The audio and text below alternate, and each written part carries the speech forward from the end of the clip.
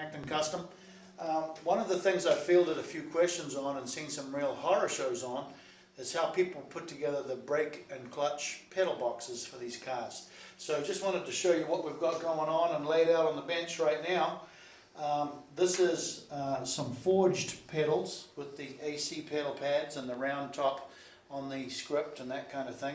So this is some original pedals. This is actually out of an Ace Bristol. The difference between these and the Cobra is that they have a square boss forged onto the bottom of them instead of a round one.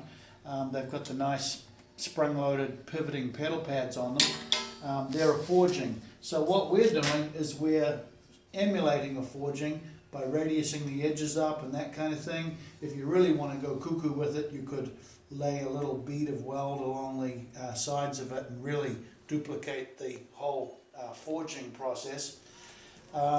So when they're set up in a Cobra, this is what the box looks like. If you want to come a little closer, Julie. So this is the pedal box as it's set up in a Cobra, and this is on a piece of tube, 1.5 inch tube, that's between the cowl hoop on the car and the front frame extension on the car. And you can see the brake is a dual master cylinder setup, front and rear master cylinders, and by the time you get these clevises and mechanisms down inside there, what a lot of people have done to improve the access from the original cars is they put a removable box, a removable plate on the bottom of the pedal box. That makes it a lot easier. You've also got to do some other stuff like taking the door off, pulling the steering wheel off if you're trying to put them in place on the car. Some manufacturers of these things put a flange so they can unbolt these whole things as an assembly from the car. But there's a lot of different ways of approaching it.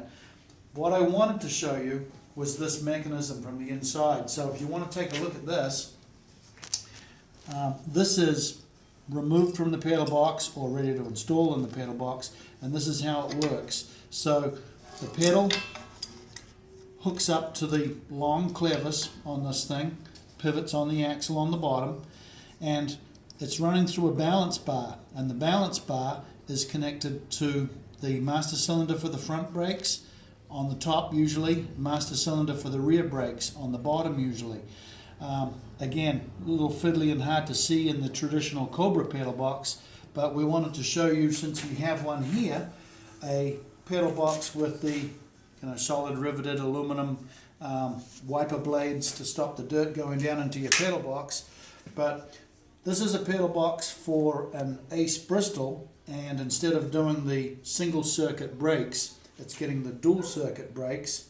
And you can see when you look in here, I wanted to show you these mechanisms that are all on the bench at this point. I wanted to show you them all installed in the pedal box. So we've got the pedal, we've got the clevis for it, the long clevis, the balance bar, the short clevises, and the master cylinders top and bottom.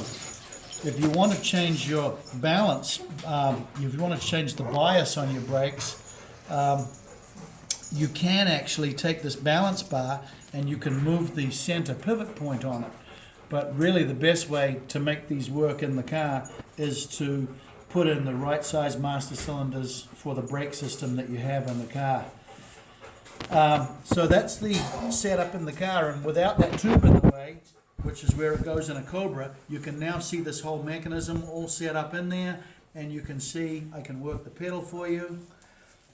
You can see how the single pivot point is turned into the two pivot points and the two pushes for this master cylinder brake arrangement.